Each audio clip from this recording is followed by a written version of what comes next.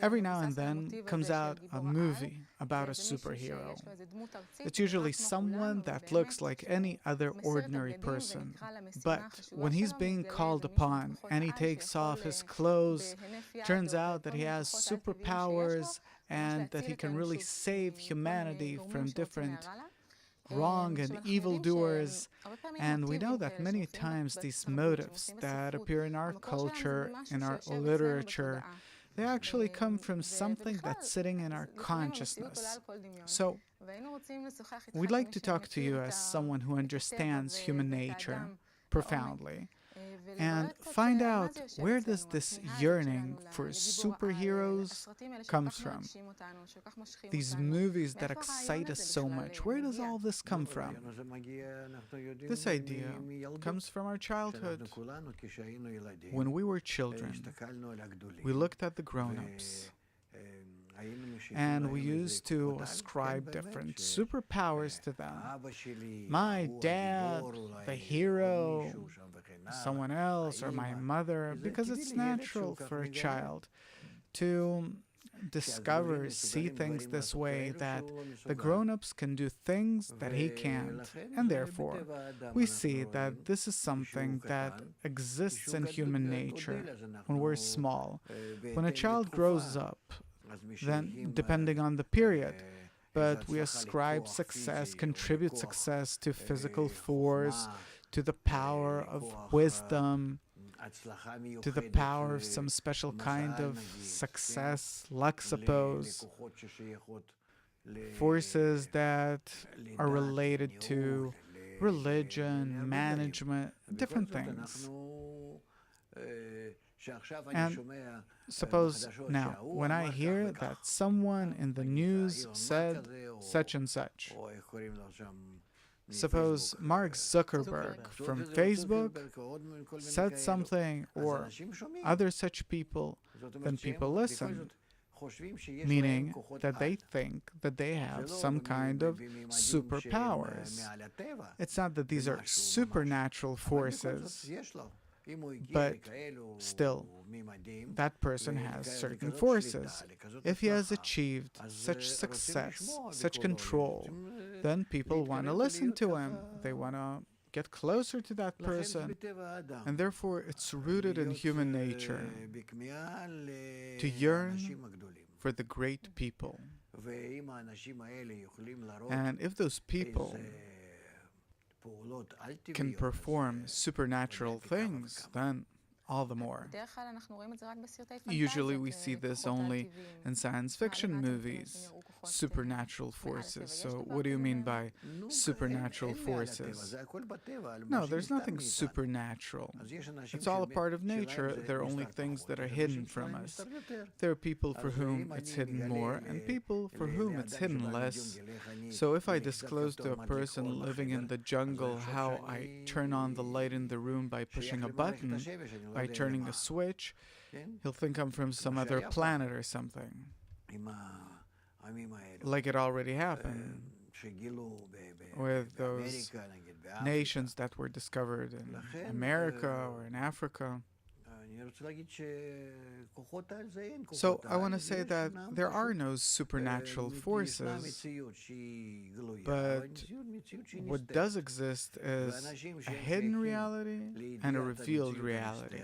And the people that know the hidden reality, the hidden world, are special people because they know more than the ordinary people. They can foresee the future. They understand where the world's headed. What is it coming to? And they can give many answers to different questions that usually normal people fail in their day-to-day life. So our yearning for these people, that's fine, that's good. The only question is, are these people that want to lie to us? Or are these real people? By being engaged in the wisdom of Kabbalah, I see that there are no people that can really reveal the right things to humanity and to help humanity to follow the right path and succeed. There's only the wisdom of Kabbalah that shows us the way. All the rest is a lie, because we still don't see and don't understand. Then there are people that know how to do it. They're great actors. Or sometimes there are such people that feel the future. But this feeling, the ability to feel the future, they themselves don't know where it comes from. There were such people in the past, and it's true. Also, we sometimes feel the future. Suddenly it becomes revealed in a person for some time, but it doesn't mean anything. It doesn't help or stop a person from doing anything. It doesn't give any kind of special success. Because in order to really reveal the future and to correctly use its revelation, for this you need a profound and special wisdom and technique that a person has to completely invest himself in. Meaning there are people that can do more than just foresee the future. Everyone can. The only question is, to what extent is a person willing to invest his time and efforts into it? So the excitement that we feel from superheroes comes as a result of us having this potential too. Everyone does. I don't know exactly what you're telling about some superhero, because these are fantasies. But there are people that can disclose superpowers that in the meantime were not revealed to the ordinary people. The wisdom of Kabbalah teaches how to do that, and when they obtain these forces, they use them. And a new world opens up before them, new opportunities, how to bestow good onto everyone. Usually it has to do with bestowing good onto people. Yeah, in those movies it's always about someone coming to save humanity or people. This is a repeating motive.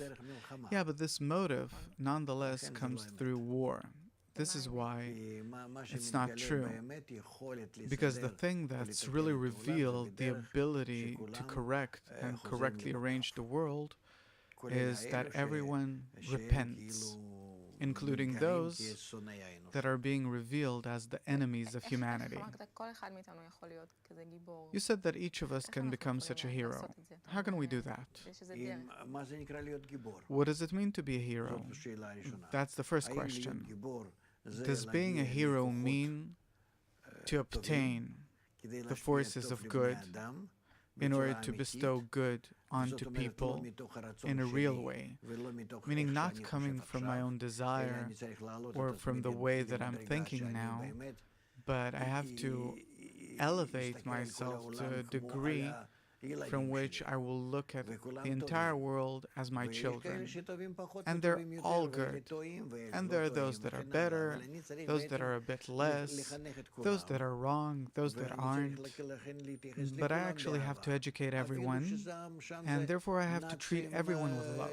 Even though that there you have Nazis and they hate each other and so on, doesn't matter. They're wrong. All in all, if you look from above, they're just wrong.